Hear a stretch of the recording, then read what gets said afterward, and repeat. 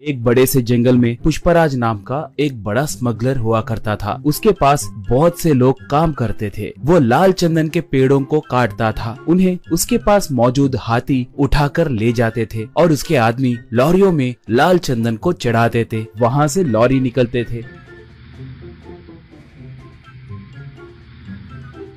वहाँ पर चेकपोस्ट के पास मौजूद पुलिस वाले भी पुष्पराज के ही आदमी होने के कारण उनकी जांच करे बिना ही वो लोग लॉरियों को छोड़ देते थे। ऐसे उसके जुर्म का साम्राज्य बहुत फैला हुआ था। उसके पास गंगा नाम की एक हाथी थी। पुष्पराज को गंगा बहुत पसंद थी। उसे अच्छा खाना खिलाते हुए उसका बहुत ख्याल रखता था।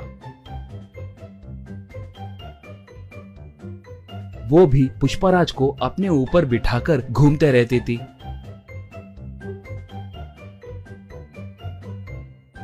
पुष्पराज आसपास के गांव में भी बहुत दान करता था।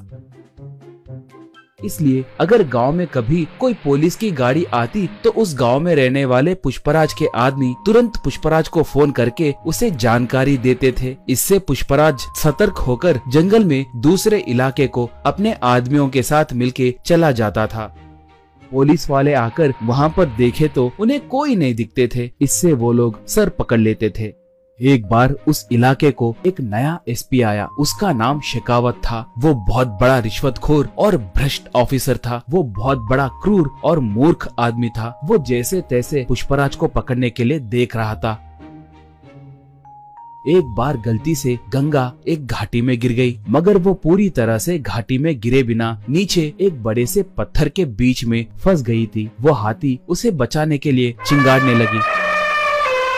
उसके चिंगाड़ को सुनकर पुष्पराज और उसके आदमी वहां पर आए। वो लोग गंगा को देखकर उसे कैसे बचाना है कहकर सोचने लगे। पुष्पराज तब, अरे इसे बचाने के लिए हमारी ताकत बस नहीं होगी। इसके लिए एक जेसीबी को लाना होगा। वो अब कहाँ पर होगा? उसे अब तुरंत लेकर आइए, कहा। एक तब, पुष्पा भाई, उस जेसीबी के मालिक का घर पुलिस स्टेशन के बिल्कुल बगल में ही है। हम अब उसके लिए गए तो बहुत खतरा होगा। पुलिस वाले हमें पकड़ सकते हैं। हम अब गंगा को छोड़ दिए तो ही अच्छा रहेगा। हमें वहाँ पर जाने के लिए हिम्मत नहीं है भाई, कहा। पुष्पराज उसे एक खींच के मारकर, गंगा के लिए मैं चाहे जितना भी दूर जा सकता हूँ। आप नहीं गए तो मैं ही जाकर उस जेसीबी को लाऊंगा। इसके अंदर आप लोग रस्सियों को तैयार करके रखना, कहा।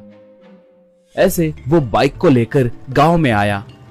उस जेसीबी वाले से पूछकर जेसीबी को लेकर निकला।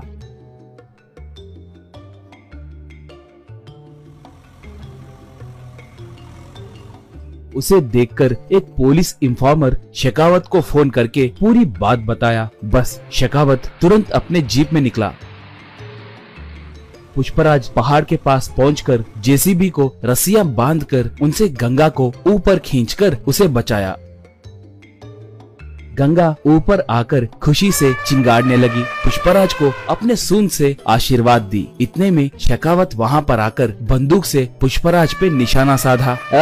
शराफत से सरेंडर हो जाओ, वरना ये बुलेट तुम्हारे भेजे में घुसेगी, कहकर पुकारा। उसे देखकर पुष्पराज के आदमी मारे डर के वहाँ से भाग गए। पुष्पराज तब, मैं तुम्हारे बारे में बहुत कुछ सुना हूँ। तुम्हारे जैसे निठल्लों को मैंने बहुत देखा है। मैं तुम्हें सरेंडर हुआ तो भी तुम मुझ पर केस डालकर मुझे जेल में नहीं डालोगे कहकर मुझे अच्छे से पता है। मुझे एनकाउंटर करोगे कहकर मैं जानता हूँ, कहा। शेखावत तब, सही कहा, तुम बहुत समझदार हो। मैं तुम्हें एनकाउंटर करने के लिए ही आया हूँ। तुम्हें टपका दिए तो मुझे 10 करोड़ रुपए मिलेंगे। चुपचाप भगवान की याद करो, यही तुम्हारे आखिरी क्षण है, कहा। बस गंगा एकदम से उस पर वार की। सूंड से उसके हाथ में के बंदूक को दूर फेंक दी। उसे अपने सूंड से पकड़कर जमीन पे जोर से पटकी। बाद में उसे उसी घाटी में फेंक दी। इससे उसे छुटकारा मिला। बाद में पुष्पराज गंगा को प्यार से चूमा।